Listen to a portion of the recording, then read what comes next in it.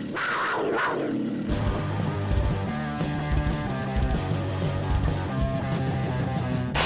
with a steal. Huberdeau on a breakaway in overtime. Trying to win it. Huberdeau moves in. And he scores! Let's go home, baby! Welcome to Project Panthers, a weekly podcast discussing your Florida Panthers. Now, here's your host, Brunswick. What a week, what a week, what a week. I am your host, Brunswick. The show is Project Panthers, and what a week it's been in Panther territory. You can find us on YouTube and SoundCloud by searching Project Panthers, on Twitter at PROJ Panthers, and on Instagram, Project Panthers Pod. We're also now on Spotify and Apple Podcasts as of this week, so you can find us on there by searching Project Panthers. The Cats currently sit at a record of 11-3-2. Still good for second place in the NHL's Central Division, although they did hold the top spot for almost the entire week. They finished this four-game set this week with a record of 3-1-0, and after some heavy competition facing Tampa and Carolina at home, a bit of a letdown as the week ended, but we'll get into that. The final of the three-game set against the Bolts was a road game for the Panthers in Tampa Bay. They may have gotten a little bit fortunate with this one as the Lightning decided to start backup goaltender Curtis McElhinney in net. And after a disappointing 6-1 loss on Saturday at home to the Lightning, I really wanted to see a stronger effort from this team. I wanted more persistence in puck pursuit and pressure. As I mentioned on last week's podcast, you can't give a team like Tampa room on the ice to work. So your feet have to constantly be moving, and you have to constantly be in that team's face to force bad decisions. Duclair got robbed on a breakaway early on in this one. He has been so close to scoring on so many chances. Last week I talked about the curse. It just looked like more of that again on this one. But he's getting the chances, and that's encouraging at least, right? Stamkos opened the scoring with a wide open one-timer in the first. Yandel and Noah Juulsen both got caught behind the net on this play, and this felt like Juulsen's last shift of the game because he finished with a total of 5:51 ice time in this game. I don't really remember him hitting the ice after this goal. I know he was out there because he hadn't played 5 minutes into the game. So he definitely had more shifts, but I guess Coach Q's leash is a lot shorter for a guy like Noah Juulsen than it is for a guy like Keith Yandel, given that he contributes offensively, I guess. It's tough to see, though. You want a guy to get out there again and maybe prove himself a little more. People make mistakes. I think Juulsen's been decent, so it was a little bit discouraging to see him not get much more ice time after this situation, where I think you could blame Yandel, you could blame Juulsen, you could also blame the forwards on this play.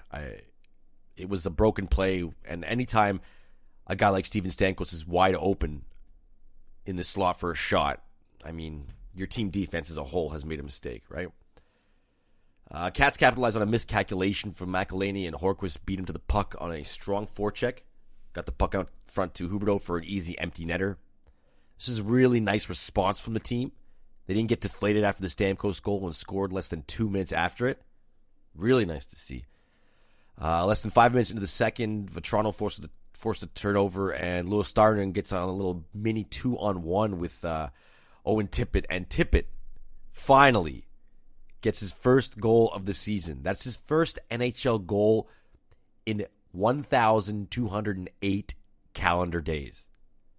He last scored an NHL goal, his only other NHL goal, on October 26, 2017 against the Anaheim Ducks. So it was really great to see him get this one. He's had a ton of chances, much like Duclair. So seeing him pot one, very, very encouraging.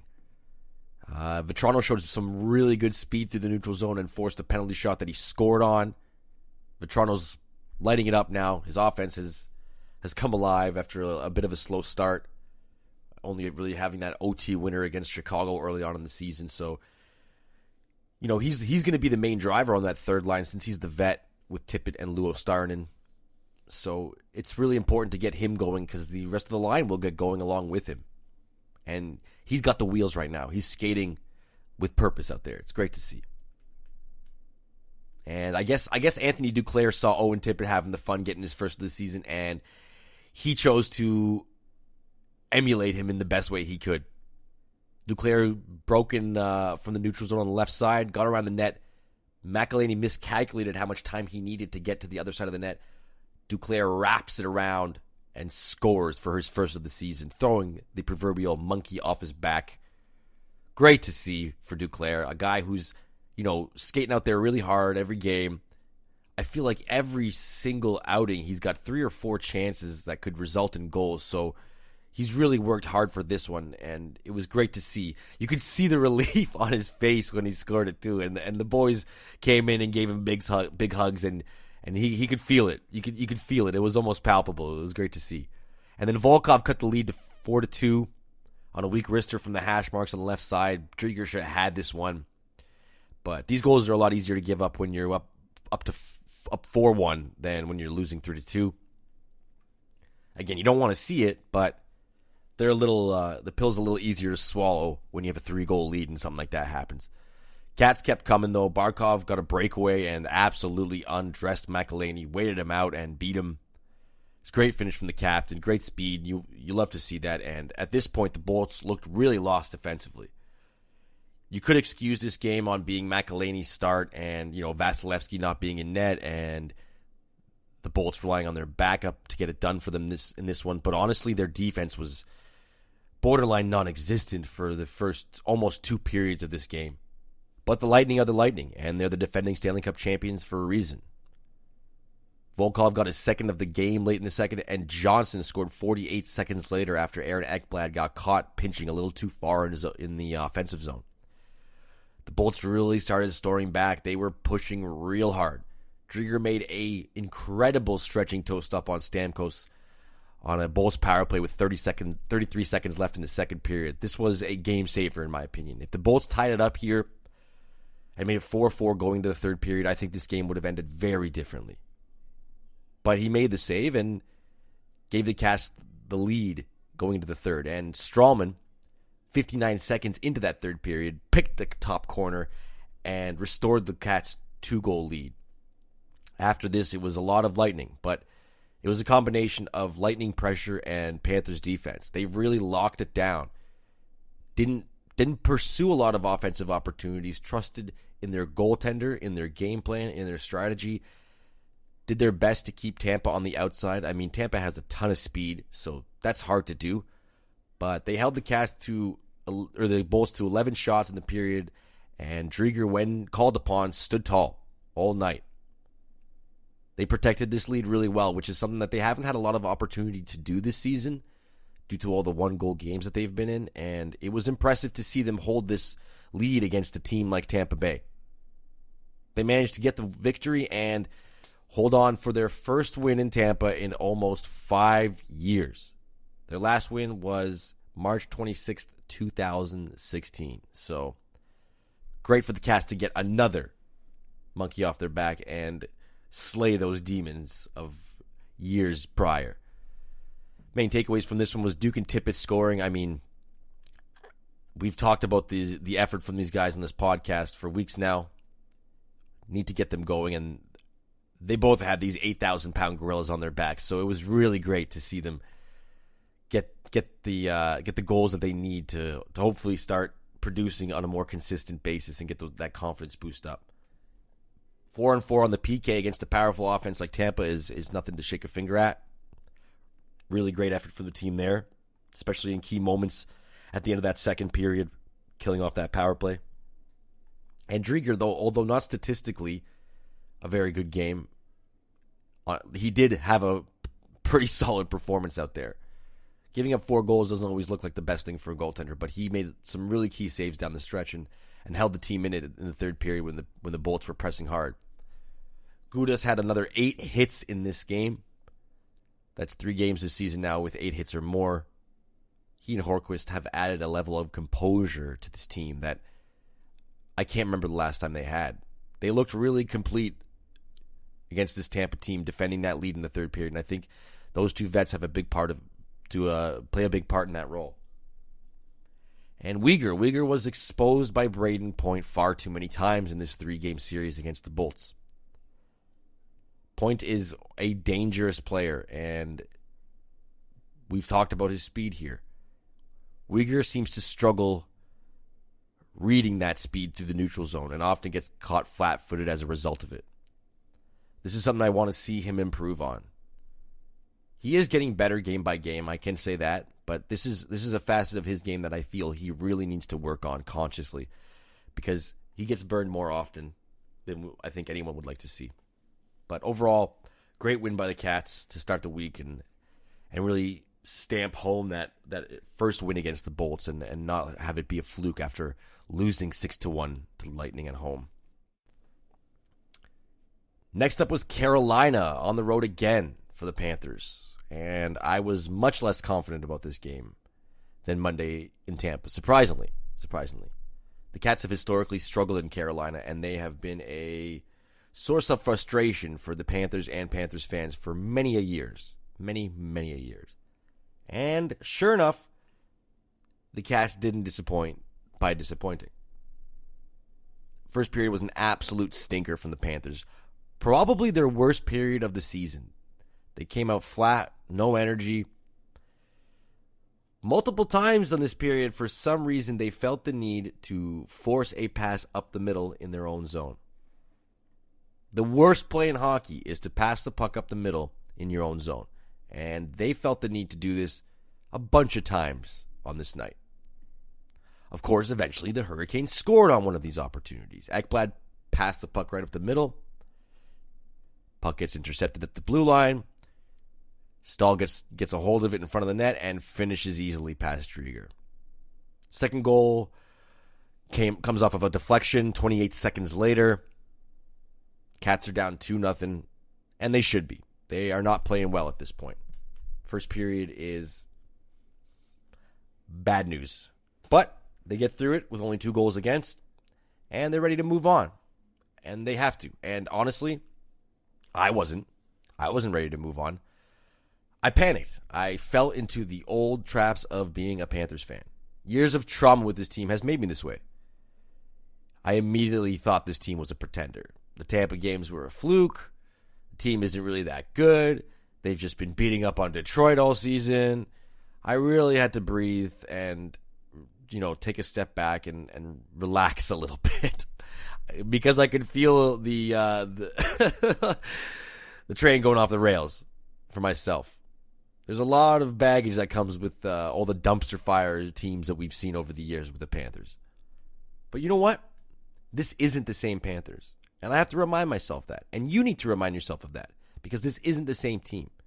They stuck to their game plan and didn't get discouraged by the 2-goal deficit, like we have seen so many times before in previous years.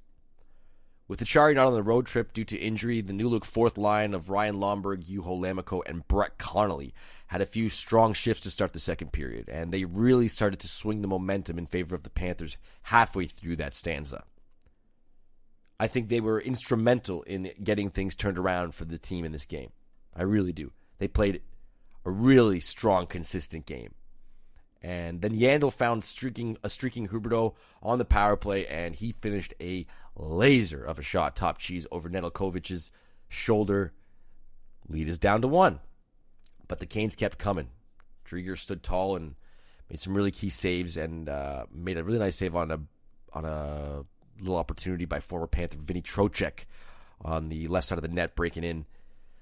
Ekblad was robbed multiple times in this second period. There's something that I've noticed about his shot recently. Well, actually, I've noticed it all season, but recently it's becoming very, very visible from my perspective. I noticed that when he gets a pass, so his one-timer is disgusting. I mean, he scored a couple of goals on it already this season, but his one-timer is filth. If he's positioned properly and gets that shot off, it's really hard for the goalie to stop that. He gets a lot of force behind it. But I find with his wrist shots, he takes a slight second to set himself. Almost like if you've ever skateboarded in your life, when you start skateboarding early on and you want to learn tricks like an ollie and a kickflip and a back and a heel flip, you have to set your feet, because foot placement is very important with a skateboarding move, with a skateboarding trick. And it looks like Ekblad is setting his feet and setting himself in position to get the best shot he can have in terms of leverage, body weight transfer, accuracy, speed, all that. But what happens is this gives the defenders and the goaltender that extra split second as well to prepare himself, to set themselves, to poke the puck away, to whatever. And I think that is what's causing goalies to make these great saves on Ekblad. I think that extra split moment that he takes to prepare for his shot is giving goaltenders a chance to square up and make the save. Because he was robbed multiple times in this game, and he's been robbed multiple times before. And that's not to say that Ekblad's not having a good offensive season, because we all know he's having a great offensive season. Especially after last year, not scoring as many goals and being what felt like snake bitten, hitting 1,000 posts last year. But yeah, seeing him take that extra moment, I think is detrimental to his offense. And I think if he can get around that and sort of get his shots off a little faster, he'll have a little more success scoring goals. Barely 3 minutes into the third, Huberdeau breaks into the zone, pulls a spinorama, and finds a streaking Alex Wennberg in front of the net to tie the game up. This was a chef's kiss. What a pass this was. This is one of the best passes I've ever seen in a Panthers uniform by a player, ever.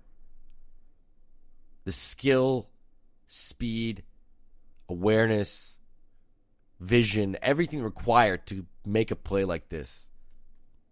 So impressive. And Wennberg continues to go to the net, continues to find that puck and show that offensive skill that he once showed in the NHL. So really great goal for the team. And the third period after that was all Panthers. I mean, constant pressure. They generated a ton of 2-on-1s for themselves. And the fourth line continued to pressure and got rewarded with Juho Lammikko's first career NHL goal. A squeaker that got by Nedeljkovic. And maybe he should have had that, but in the NHL, you got to make your own luck. And that's what they did on this night.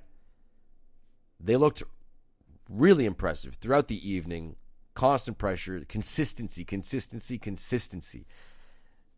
From the first period to the end of the game, they did not let up, and it was really great to see them get the reward. Trocheck tied it up late in the period, though, on a power play. You know, Carolina was a dud in this period, and this power play gave them a bit of life. They scored really early on into it. It was a weird deflection. I mean, impressive deflection on Trocheck's part. Driedger wouldn't... I can't imagine any goalie would stop this unless it was dumb luck, because this deflection was... It was a 60-degree deflection 4 feet from in front of the net. You kind of have to be either luck out and have your body in front of that shot, or you're not going to stop it. But Driedger robbed Niederreiter with less than 3 minutes left in the third period to force the game into OT. Another huge save from Driedger at a key moment to preserve some valuable points for this team. It's really, really impressive from him. And in OT, teams went back and forth a little bit, but Barkov on the back check intercepted a pass to Vinny Trocheck. Oh, the poetry on that one. So he intercepted that pass, got Huberdeau on a breakaway, and he had about 3 months to decide what to do with that chance. Beats Nedeljkovic, and the Cats win 4-3. Great comeback win. 4-3 in overtime. Resilient, strong effort from this team. Not a game you would see in years prior. Not an effort you would see in years prior. Exercising those demons of beating Tampa in Tampa, beating Carolina in Carolina. That will go a long way for this team throughout this season. Main takeaways from this one: Huberdeau was the star tonight. 2 goals and an assist. In games like this, you need your stars to show up, and boy, did he ever show up. This was the best game of him of the season so far. No question. Best game of the year. He was basically halfway through the second period, he was all over the ice and visible every time he touched it.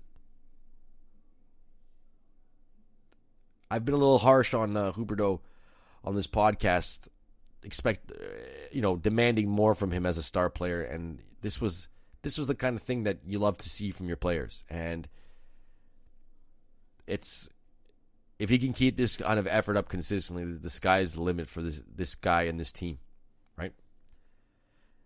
It was also great to see the Cats get better as the night progressed. They started moving their feet around in the second period, and they never let up. They just kept continuing the pressure. They were absolutely suffocating in the third period, too. Canes only got 7 shots. Canes are a really big, strong, hardworking team that is always moving on the ice. And the Panthers basically disabled them. And that's what you want to see from a team defensively, especially against a difficult opponent like the Canes. And Driedger, I keep singing his praises, but he deserves it. Kept the team in it, made some timely saves when they needed it the most. What more can you say? What more can you say about him? I am Brunswick. This is Project Panthers. Thank you for listening. Next game up for the Cats was in Detroit, back-to-back against the Red Wings. After 2 strong wins against arguably the team's biggest competition all season, I really wanted to see the Cats come out strong in this one and not take an opponent like Detroit lightly. It can happen really easily. It's a very easy trap to fall into. A team like Detroit, bottom of the standings, you're flying high on cloud 9. You take them a little lightly. It's just the Red Wings. It's fine. We'll beat them, no problem. No, that was not the case for the Cats. Not the case. They came out strong. They came to play like they were playing Tampa Bay again, not Detroit. And the results showed in that. Lammikko got his second in as many games to open the scoring, and they never, ever looked back after that. Huberdeau found Uyghur on a 2-on-1 for Uyghur's first of the year, so nice to see him finally get a goal. Hornqvist gets his 7th of the season on a great passing play from Yandel and Huberdeau. Little tic-tac-toe play that Hornqvist finishes off in front of the net. Then Bobby Ryan got one back quickly. Driedger should have had this one. It was a shot from the point coming into the zone, uncontested. Probably should have had that. But again, giving up a goal like this when you're up 3-0 is a lot easier than when you're down 2-1, right? It is. But that goal didn't stop the Cats. Verhaeghe broke in with speed. A few minutes later, crashed the net, and Barkov finished off the opportunity for his 6th of the season. And that was it. I mean, that was the first period. They dominated the first period. Second period was less eventful, but Ekblad made it 5-1 with a blast from the point with only 21 seconds left in the period. It was pure domination. Detroit did not look interested in this game. They didn't really show up at any period, and the Panthers did not let up. Third period, Hornqvist got his 2nd of the night, 8th of the season, and Duclair managed his 2nd of the season, finishing the score at 7-2. Main takeaways from this one: Detroit was never in this game, as I said. Just never showed up. Games like this prove to you why they're the bottom of the league. And, they're a young team, and they're still learning a lot, and there's going to be a lot of growing pains like this. So I'm not going to criticize them too hard. It's difficult. It's difficult when your roster is what that roster is, and as Panthers fans, I think we can all sympathize and empathize with a team like Detroit struggling the way they have been for as long as they have been, and in hopes of a better future to come, which I think they do have. I do think that they have a really bright future, and I think Steve Yzerman is doing wonderful things with that team. It may not show in this game, but defensively, their structure is a lot better, and they're already a better team than they were last year. I love seeing Lammikko and Wennberg be 1 and 2 for ice time in this game. Barkov and Huberdeau can get some much needed and deserved rest in a game like this. Nice to see Coach Q reward those guys with more ice time. Both of them have had strong weeks, and they deserve it. And my biggest takeaway from this game was the pressure from the Panthers. They never let up once. They came out in the third with a 5-1 lead and outshot the Red Wings 16-9 in that period. That tells me that this team is not taking anything lightly, and they are not taking any situation for granted. And that is a winning attitude. Because in the NHL, anyone can beat anyone on any night. That is what happens. And we've seen it happen a million times. And we'll see it happen a million times over. That consistent play, that effort, that energy, that puck pursuit is what you need consistently to win games in this league. I'm going to say it a million times. Listen up. So that was an impressive win for the Cats. But after Friday night's game, the Red Wings received some sad news. Longtime team masseuse and equipment manager Sergei Chekmarev passed away at the age of 65. By all accounts, everything I read about him, he was a lovely man who made all those around him happier and brightened up a lot of people's days on a regular basis. So you knew going into Saturday night's game that the Wings were going to come out playing with heavy hearts and some inspiration for their boy Cheka, as he was known. Panthers also decided to bring out the reverse retros on the road in this one, since they worked so well in the previous week in that 6-1 loss to Tampa at home. Why not, right? You can pretty much guess what this recipe resulted in. Bob was back in net for this one, his first start of the week, first start in 4 games. Cats came out with a flurry of chances in the first, but oh boy, did Jonathan Bernier make some great saves. Recently back from injury, he was absolutely lights out. Wings did not generate much in the first period. It was mostly Panthers throughout it, but Bernier weathered the storm until Wennberg scored his 5th of the season on the power play. It was really nice to see the second unit get a little bit of a longer shift and also rewarded with a goal. Wennberg now matches his goal total with Columbus from last season at 5 in 39 less games played. He did 5 in 57 last year. He's got 5 in 16 games this year. This is the output that everyone was hoping for. I think Zito, Wennberg, the fans, the team, everyone wanted this sort of output from him. Again, he scores about 3 feet from the goal line, and his net presence is improved. Very improved. He's finding pucks in front of the net because he's putting himself in places where he can be successful on the ice.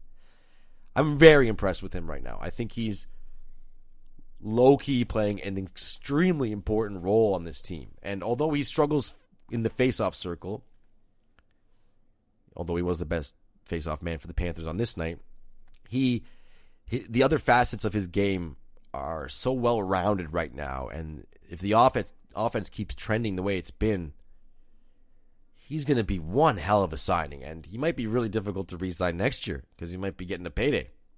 You never know. Wings tied it up after a face-off win that led to a Nemeth shot. He finished his top corner over Bob's right shoulder. Bob could have had this one, but in all fairness, Nemeth shouldn't have ever had the time and space he had to walk in like that. Another case of the losing a face-off leading to an opposition goal. Not great. You don't want to see those. And then the Wings took the lead on a boneheaded goal. On an absolutely boneheaded goal. All 3 Panthers in the defensive zone got caught along the boards. Dylan Larkin got a little bit of space in the middle of the ice, and all 3 defenders chose to chase him, leaving Brome wide open in front of the net to pick up the easy rebound that Bob seemed to have placed for him to give the Wings the 2-1 advantage. Not a great goal. Mistakes all around. Uyghur and Ekblad getting caught in their own zone. Bob giving up the very easy, juicy rebound. Not great. Really not great. The Wings had some sustained pressure for about 10 to 12 minutes where they scored these 2 goals, and then the rest of the game was all Panthers. It really was. They just couldn't beat Bernier. Just couldn't. I can't say the team played a bad game, but in the third it looked like they were overthinking things again and making too many passes, and it seems to happen a lot when they play a goaltender who's having a very strong game.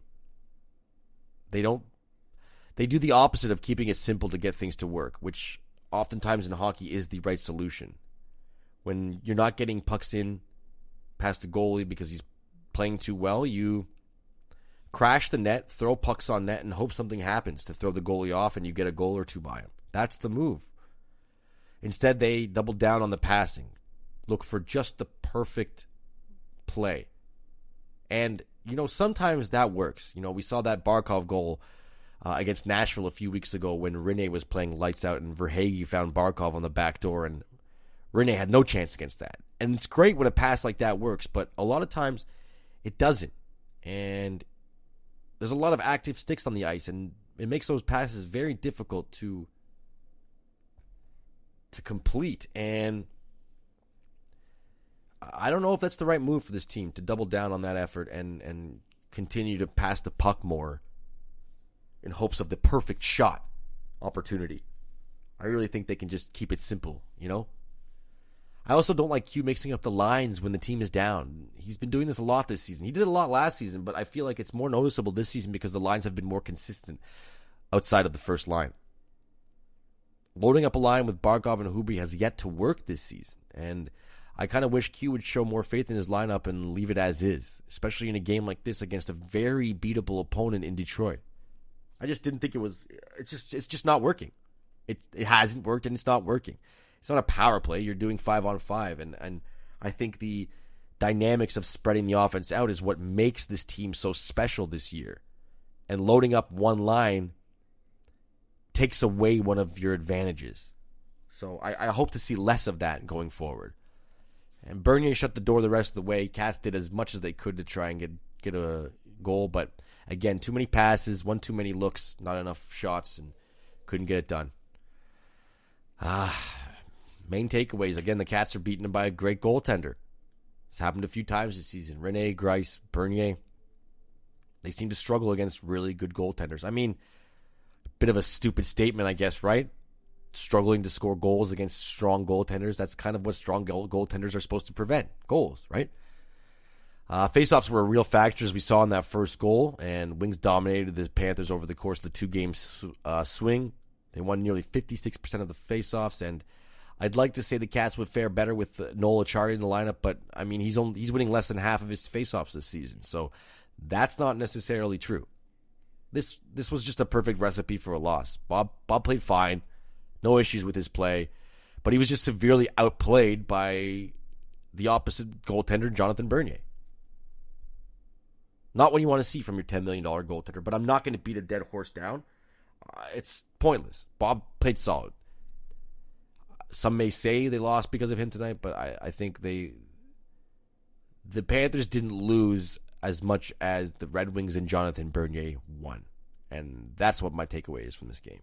But these games happen, and it's important to learn from them and move on. And now it's time to also move on to 2 points. Yes, that's right, 2 points. The world famous Project Panthers segment of 2 points. 2 points. 2 points. 2 points. The crowd goes wild for 2 points. That's right, baby. 2 points. Point number 1, NHL officiating. I'm a hockey fan. Chances are, if you're listening to this podcast, you're also a hockey fan. If you're listening to this podcast and you're not a hockey fan, I admire your commitment and devotion to this random show you found online. I really appreciate it. I really do. But as a hockey fan, and I yell at refs. Well, I mean, I yell at my TV, thinking that the refs might hear me from all the way up here in Canada.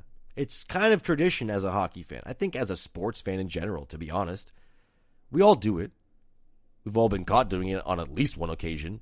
And if you only yelled at the refs once in your entire sports watching life, good on you. You're a better person than I am.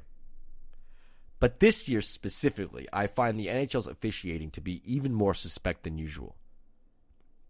I personally believe the main reason it's so noticeable is that teams are playing each other for 2 or 3 consecutive games on the regular.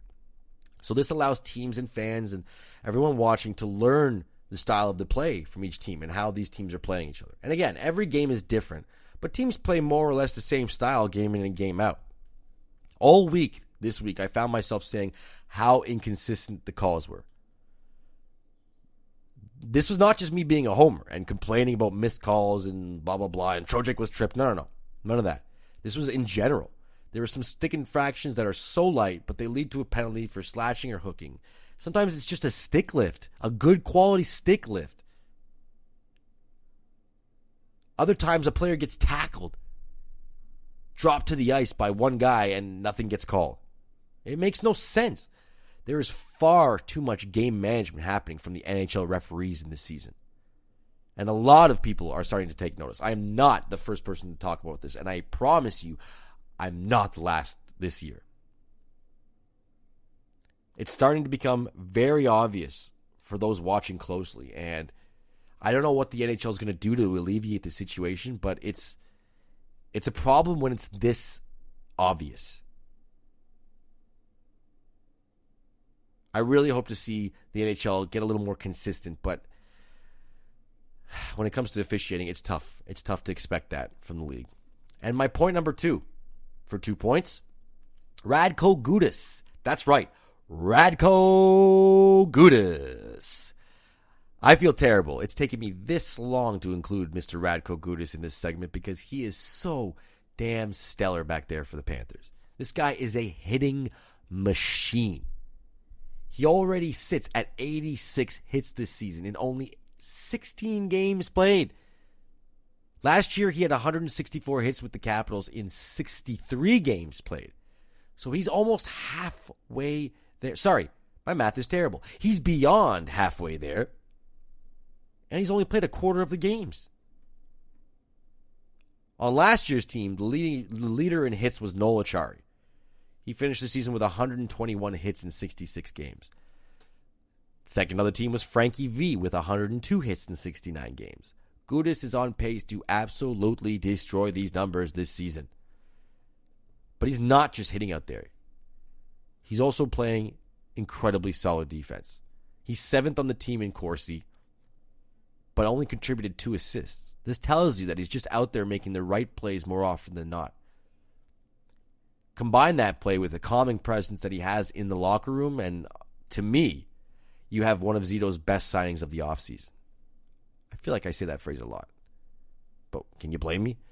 It's been a pleasure to watch the Butcher, as they call him, work night in and night out and punish at least one opposition player per game. I think he's good for one big hit every night, and you love to see it, especially when the team hasn't had that over its last 5 or 6 seasons. Really love to see Radko. He's been a great addition to the team. Love it. Love that big bruising body on the back end. And that's it for me, friends. The Cats are still busy this week, like everyone else in the NHL season, with another 4 games coming up this week. It's Dallas Stars week, as the Panthers will finally see the defending Western Conference champions for the first time this year. That's 3 games in 4 nights against the Stars, starting Monday, with the week finishing up against the Hurricanes at home. I really hope to see a strong effort on Monday against a very tough Stars team, especially after the lackluster result in Detroit on Saturday. I hope the Panthers show up ready to play on Monday. I am Brunswick. Thank you for listening to Project Panthers. If you have any questions or comments and want me to read them on the show, feel free to shoot me an email at projectpantherspod@gmail.com. That's projectpantherspod@gmail.com. My goal with this podcast is to open up more discussions and give Panthers fans another home to talk shop regarding the team online. I feel like there's not enough places like that for us on here. So please feel free to reach out. Love to get some questions and open up discussion even more so. You can find us on YouTube and SoundCloud by searching Project Panthers, on Twitter at Proj Panthers, that's PROJ Panthers, also on Instagram, Project Panthers Pod, and now on Spotify and Apple Podcasts, the big time, by searching Project Panthers. Thanks so much for listening. Have a week!